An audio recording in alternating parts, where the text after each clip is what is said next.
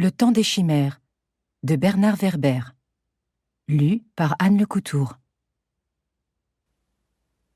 Une lumière brille dans l'obscurité. Un homme, une torche électrique à la main, avance à pas de loup dans le couloir d'une cave peu fréquentée du Muséum d'histoire naturelle de Paris. Dans la pénombre, il distingue des squelettes d'animaux de tailles différentes, stockés là en attendant d'être utilisés lors d'expositions. Les bêtes, figées dans des postures étranges, la gueule souvent ouverte, semblent reprendre vie lorsque le faisceau lumineux, en balayant l'intérieur de leurs orbites oculaires vides, crée des ombres portées. Il règne une forte odeur de formol.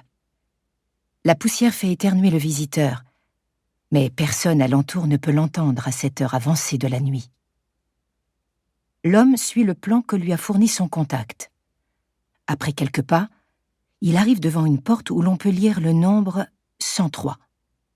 En dessous, une inscription accompagnée d'un sigle formé de 3 arcs en triangle signale « Biological Hazard ».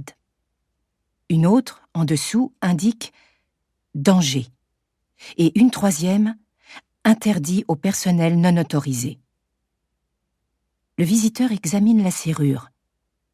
Il sort de l'une de ses poches 2 fines tiges métalliques qu'il introduit dans la fente prévue pour la clé. Après plusieurs manipulations, le mécanisme cède dans un déclic.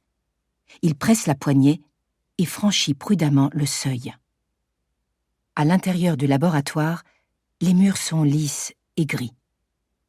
Au fond de la pièce, des paillasses blanches carrelées où sont posés des microscopes, des éprouvettes et différents appareils dont le visiteur nocturne ne connaît pas l'usage. Au centre se dresse un bureau avec un ordinateur. Sur le côté droit, une porte noire.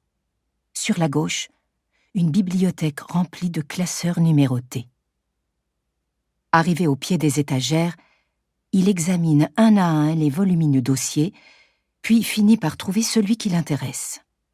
Il s'en saisit avec excitation et le pose sur le bureau. À la lueur de la lampe torche, il découvre sur la couverture les mots suivants : Projet Métamorphosis. Il l'ouvre. Ce qu'il lit dans le dossier le stupéfie. Plus il tourne les pages, plus il est effaré. C'est encore plus impressionnant que ce que son informateur lui a indiqué. Il ne peut retenir un petit rire de satisfaction en pensant à la portée d'une telle découverte et à la déflagration qu'entraînera sa révélation. Il dégaine son smartphone pour photographier les pages du dossier. Soudain, il entend un bruit sourd qui vient de la porte noire sur sa droite.